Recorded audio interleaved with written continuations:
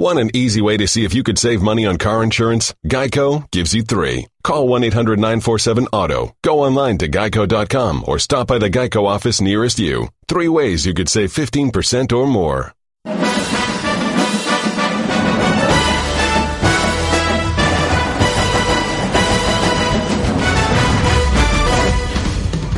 Welcome to College Football Live. Chris Cotter, Kirk Herbstreit, Joey Galloway will join us in a moment. The game of the week is in the shoe. Penn State continues their Big Ten gauntlet against the Buckeyes, who've steamrolled everyone since their Week 2 loss to Oklahoma in Columbus. Last year, the Nittany Lions handed the Buckeyes their only regular season loss. Urban Meyer is planning for success. Brought to you by Northwestern Mutual. Will revenge be on the minds of his players this time around? Is revenge a motivator? Hell yeah, it is. Now, I'm not saying this will be it, but there's times where we've used it and we look silly using it. There's other times that worked. I don't know yet. That's Monday, Tuesday, Wednesday isn't about that. That's about execution of a game plan and focus. Galloway joins us right now, and Kirk, when you think back to when you were a player, all right, you lose a game the year before to a team. Is revenge, or at the very least, retribution on your mind the following time, the next time you play them? I can't relate to what these two teams have been through. This is a very unique situation. I don't know who can relate to this, but I can tell you this: to the public and to the media, both sides, the players and the coaches, are probably downplayed as much as they can. The reality is, 1,000%, this is on the minds of these players as they get ready to play. Think about Penn State. I mean, granted, they got to go to the Rose Bowl, and that's a great gift for a season, but they felt that they beat Ohio State. They won the Big Ten championship. You don't think they have a chance to avenge last year, even though they won that game? They're tired of thinking about how they lost a handle of controlling their own destiny, and they needed help, and they didn't get it. And for Ohio State, they're tired of hearing about Penn State whining about that in their minds. So, Joey, I think it works both ways, without a doubt. They may not be thinking about it when the game's going on, but the build-up during the week, that'll help them get focused, without a doubt. Yeah, I was going to say, I would think that Penn State would be more upset than Ohio State. Ohio State, at the end of the year, especially in this era that we're in now, where it is almost playoff or bust, and Ohio State gets to go to the playoff after Penn State not only beats Ohio State, but wins the East, wins the Big Ten, and doesn't get in the playoff. If I'm Penn State, I'm more upset than Ohio State. Now, if you're Coach Urban Meyer, then of course you are going to talk to your team about, this is a team we lost to, so we have to avenge that loss. That is just motivation to me. But as I look on the outside looking in, I would much rather be in Ohio State shoes than Penn State shoes in this situation after what happened last season. Joey, what do you make of this Ohio State team? Because I mentioned that they've been steamrolling everybody since that Oklahoma loss, but they really haven't played anybody. Are they rounding into shape in your minds, or is it just against the competition? I don't know what they're rounding into. They have improved. Absolutely. The things I look at when I want to see if a team is improving at times has nothing to do with who they're playing against. I want to see J.T. Barrett be more accurate, which he has been. I want to see J.T. Barrett get back in his drop and deliver the ball on time, which he has gotten better at. And that a lot of times has nothing to do with who you're playing against. It has a lot to do with trusting your receivers, knowing where they're going to be, having confidence in the system that is around you. And I have seen that improvement, even though Nebraska and UNLV and Army and those teams, they were just basically out there. It was like scout team. But the improvement is absolutely there for Ohio State. Now you just have to apply it Saturday against Penn State. My opinion, we don't know. I have no idea how much they've improved, because they've gotten better looks in practice the last 5 weeks than they have on Saturday. This will be the first time that they've faced an opponent since the Oklahoma game. The issues last year, Chris, were quarterback at times held the ball too long, wide receivers didn't get separation, offensive line couldn't protect. Those were the issues. They fired offensive coordinators. They brought in Ryan Day as a quarterback coach, brought in Kevin Wilson, had an entire offseason to try to rectify that, went out against Indiana, and with the exception of a couple plays, same issues were there at times. Against Oklahoma, same issues were there. Now it's been clean the last 5 weeks, as the opponents that Joey just mentioned. Like I said, better looks during the week against the scout team than what it was on Saturday. So this is it. This is the week you find out Have they actually improved from the Oklahoma game, or is it kind of an ongoing thing? It's not just a JT Barrett thing. It's a wide receivers getting separation, right tackle helping in pass protection, and quarterback being able to throw the football on time. It's a group effort. This is the Saturday we find out how much they've actually improved. And, we talk about Saquon Barkley needing these 3 games to sort of cement his leadership role in that Heisman Trophy race. Kurt, can Barrett get into this thing with a big win on Saturday and also an outstanding performance by himself to go along with that? How'd you like to be JT Barrett this week? Because you bring up a great point. I mean, there's 3 names right now in the Heisman Trophy that everybody's going to bring up, and it's Saquon Barkley, and it's Bryce Love, and it's Baker Mayfield, and whatever order you want to put him in. The next name that a lot of people bring up is JT Barrett because the numbers speak for themselves, but it's been against who it's been against. You imagine he goes to sleep on Friday night. If Ohio State wins and he plays great, he's in the Heisman Trophy discussion. If Ohio State doesn't play well and he's holding the ball and they don't execute and they look like they did against Oklahoma, his own fans are going to be talking about how they need to bench him. I mean, that's how this game could go one way or the other for JT Barrett. If he wins and he's carried off the field, he's hailed as the king and he's the greatest thing ever. And if they lose, Joey, then it's not as pretty, obviously. That's a lot of weight for one guy to deal with. It's amazing the roller coaster that happens within a season. And you just mentioned with JT Barrett, I mean, after Oklahoma, people were asking who's next. Like, let's move on. Yeah, we've heard that JT Barrett has all these stats, and we've heard that he's a terrific leader, but it's time to move on from JT Barrett. And then you go out against these teams, and you put up numbers. And so now he's the guy. It doesn't matter who's next. Now he's our guy. We feel good about him.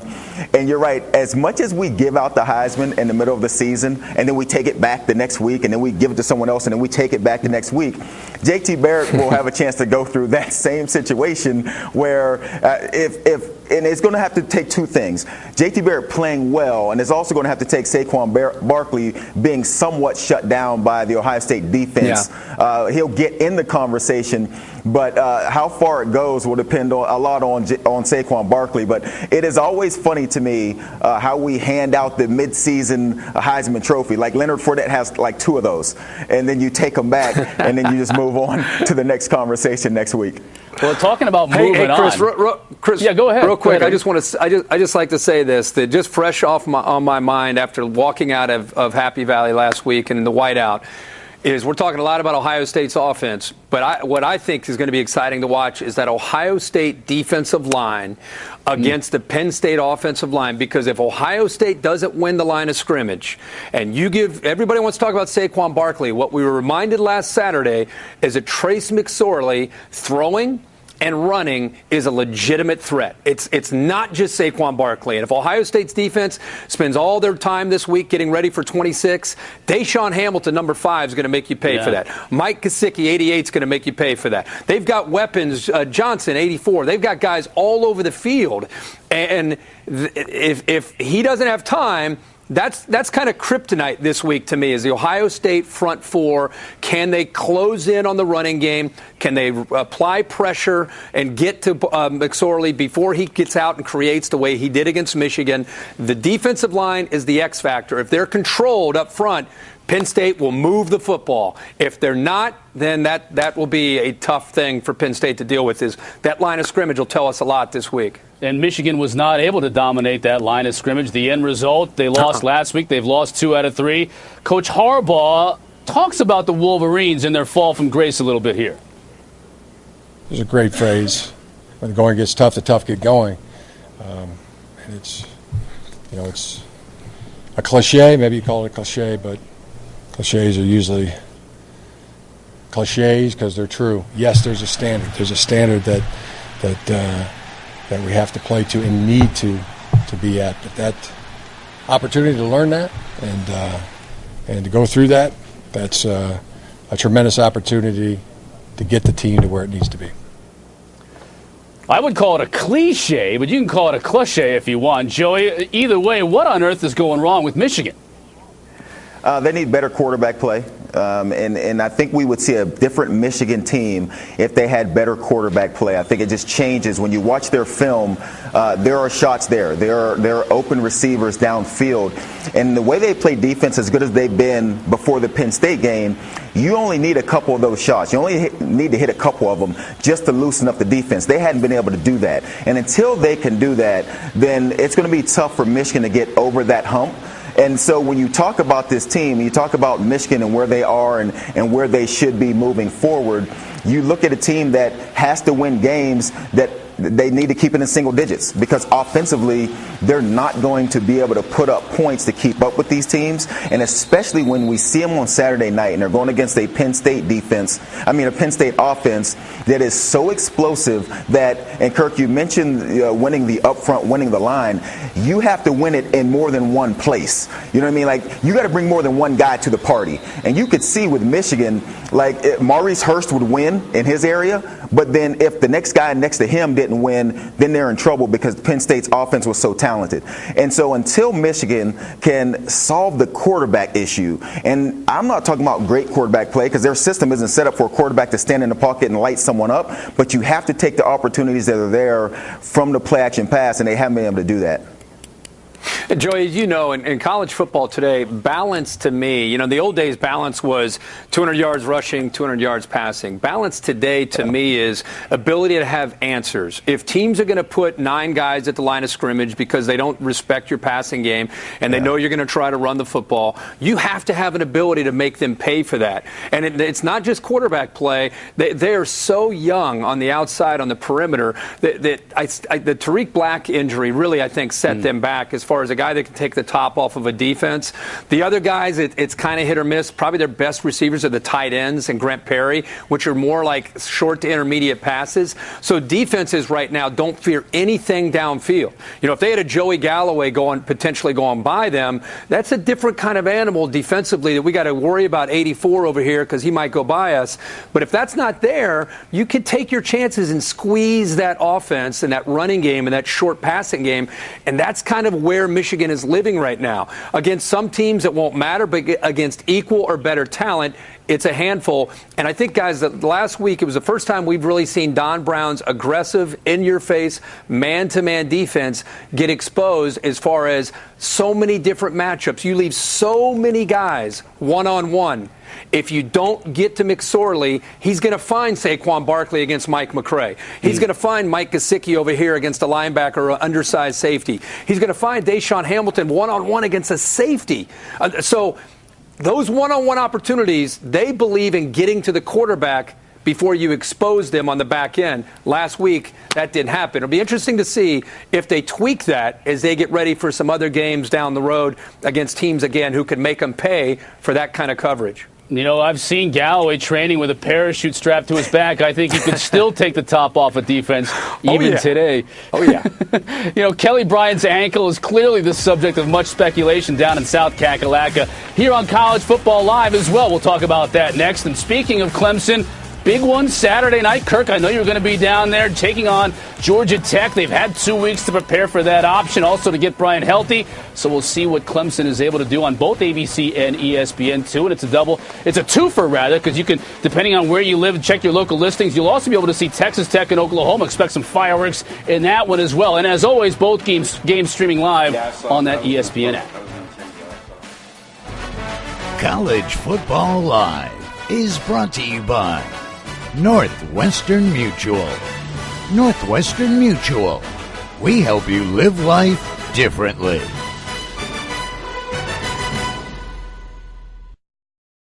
Computer, execute 12.4p operation. Optimizing algorithm. Running encryption packet alpha. Night. Oh, I don't feel so good. What is it, computer? Is it hot in here? It feels hot in here. I feel a little clammy. I should lie down or something. A computer with a virus? Surprising. What's not surprising? How much you could save by switching to Geico. Those oysters Rockefeller were a mistake. Geico. 15 minutes could save you 15% or more. Clemson quarterback Kelly Bryant made the most of his team's week off. The junior from Calhoun Falls, South Carolina, has been cleared to play from the concussion protocol. But how will he fare on that ankle Saturday against Georgia Tech? I feel like 80, 85, around in that range. That's probably the biggest hit I've taken, throughout my career. It was scary. I say just looking at it, I was just watching little clips of it, just me laying there like, dang, I was getting some good sleep. It was good, the rest a little bit last weekend, just sit back and watch some other people. Galloway, 80 to 85%. I don't know about that. You know what? When you're talking about an ankle for a quarterback that runs the football, then that is a big 20 to 15%. Now, if he was a pocket passer that was just going to stand there and deliver the ball downfield, that is a different conversation. So when you think about 80 to 85%, it always depends. When you're talking football, it always depends where that 15% that is missing, where it's located, and what it means to your ability to do your job. When we saw him last against Syracuse with the ankle situation, he didn't look good when he was trying to run. And you go out on a field and you don't look good, you don't have all your tools for a young quarterback, that is tough to deal with. I would hope that if on Saturday he is 85%, that he would sit this game out and just get ready for the next game. Joseph, this is a huge deal. It's not just for this week against Georgia Tech, but we're all just kind of assuming that Clemson's going to do what they did last year. Lost to Pitt, had a couple games left at the end of the regular season, kind of righted the ship, won the ACC championship, and off they went into the playoff, and they eventually won it all in beating Alabama. We're just kind of assuming that that's going to happen again this year, those of us on the outside that really respect this program. But that's with the assumption that Kelly Bryant can run and that he is healthy. This is not Deshaun Watson's back there just throwing BBs all over the field with Mike Williams and Jordan Leggett and company. This is a team that's been able to build an identity around the quarterback run game is a real threat. It wasn't that big of a threat with Deshaun Watson. It is with Kelly Bryant. So at 80 and 85%, and you're one tackle away from that thing going down to 60%, because you're not just sitting, like Joey said, in the pocket protecting it, it affects the game plan and how they're going to call this game this week against Georgia Tech. So that is not good news. He'll recover from the concussion. Sounds like he's okay on that front. But that ankle is big, not just this week, but for the rest of the year, because ankles just don't heal unless you give them time. If he's out playing this week, that thing's going to linger all year long. And he's, again, an ankle turn away from Cooper getting in there. And Clemson at that point, they're out. They're out of the playoff discussion if they cannot keep Kelly Bryant healthy. Well, you mentioned Zarek Cooper. I mean, Joey, you have 2 weeks to put the game plan in and to get Zarek Cooper #1 reps during practice. I know we're not there in Dabo's practices, but do you go with Cooper this week until you get more than 85% from Bryant? I would absolutely go with Cooper. And honestly, Cooper wasn't the problem. I mean, he came in and went 10 of 14. Now, you could tell that Syracuse no longer had to respect the run that they had to respect with Kelly Bryant. But Cooper wasn't the issue. They actually tied the game up in the second half 2 times with Cooper. And it was probably the first time we had seen Clemson's defense look somewhat human. Now, they're going against a Syracuse team that was running 100 plays, and then you eventually get tired going at that pace. But that was the first time when you started to see a little chink in that armor on the defensive side. And they couldn't hold Syracuse. And so moving forward, and if I'm going against Georgia Tech this week when NC State is next, I'm going with Cooper this week because I would much rather have a healthy 100% Kelly Bryant to face NC State than an 85% Kelly Bryant this week against Georgia Tech. And then you have no clue what you're going to get moving forward after that.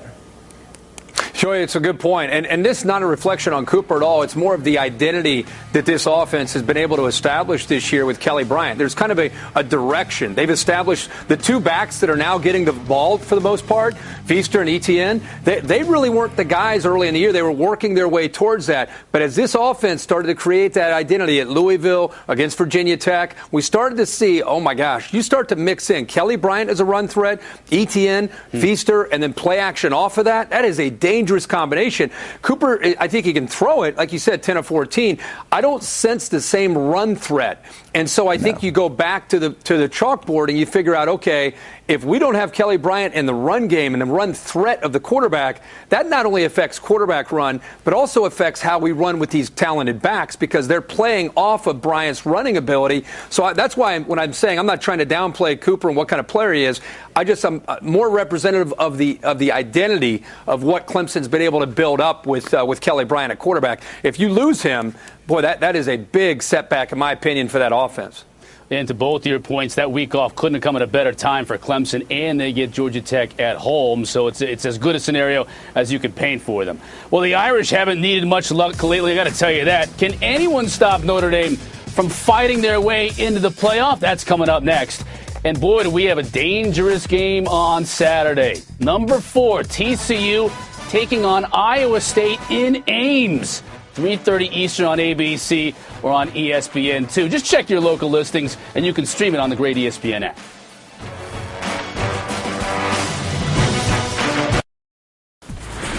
Let's take a moment to discuss the Capital One fan vote, highlighting teams that had the biggest effect on the college football playoff this past weekend. Notre Dame and Penn State had impressive home victories. Oklahoma and Oklahoma State won nail-biters on the road. To vote for the team that you think is number 1 in the country, go to ESPN.com or Facebook.com/SportsCenter.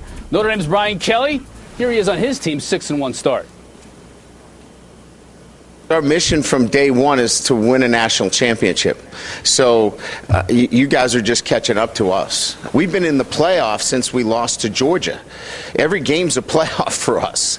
So it's not really any different than it was yesterday or the day before or last week. Joey, which team in your mind shook up the playoff picture the most this past weekend? I would say Notre Dame for sure, and what they were able to do against USC. We'd all been talking about if they could run their schedule, which included USC and Stanford and Miami and NC State. If they could run the schedule, they get in. And people didn't believe that Notre Dame could actually run that schedule, but the team that we saw Saturday night against USC and the way they dominated that team, this Notre Dame team is for real and actually could get into the playoff and run their schedule, which would absolutely surprise me.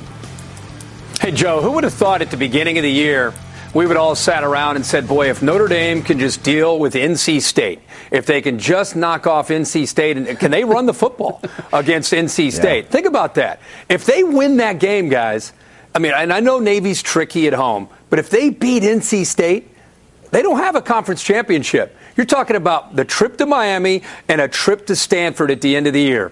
They're that close if they get by NC State. So I'm total agreement with Joey. The team that shook it up this week is Notre Dame. The way, not just beating USC, the way they did. They sent a very loud message to everybody. Yep. Yeah, I think an interesting part about that, too, is Georgia and Notre Dame both want each other to win, and yet one of them might knock the other one out of the playoff when it's all said and done.